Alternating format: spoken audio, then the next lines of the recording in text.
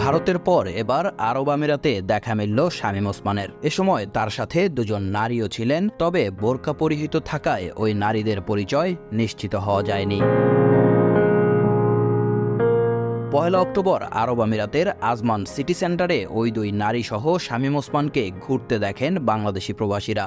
প্রত্যক্ষদর্শী প্রবাসীরা গণমাধ্যমকে জানান, শামীম ওসমান সিটি সেন্টারের একটি মোবাইল অপারেটর প্রতিষ্ঠানে যান। এ সময় তিনি সেখানে থাকা বাংলাদেশিদের নিজের ছবি তুলতেও বারণ করেন।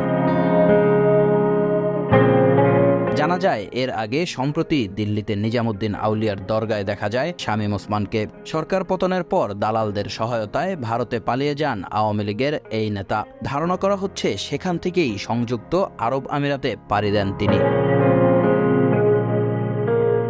জানা যায়, শামীম ওসমান ও তার ভাই সেলিম ওসমান দীর্ঘদিন ধরে সংযুক্ত আরব আমিরাতে যাতায়াত করেছেন। ধারণা করা হয় দেশটির আজমান প্রদেশে তাদের ব্যবসা প্রতিষ্ঠান আছে। ২০১৭ সালে আমিরাতে আজমান প্রবাসী ব্যবসায়ীদের এক অনুষ্ঠানে বঙ্গবন্ধু হাই স্কুল প্রতিষ্ঠার জন্য ১ লাখ দিরহাম অনুদানের ঘোষণা দিলে আলোচনায় আসেন নারায়ণগঞ্জ ৫ আসনের সাবেক সংসদ সদস্য সেলিম ওসমান।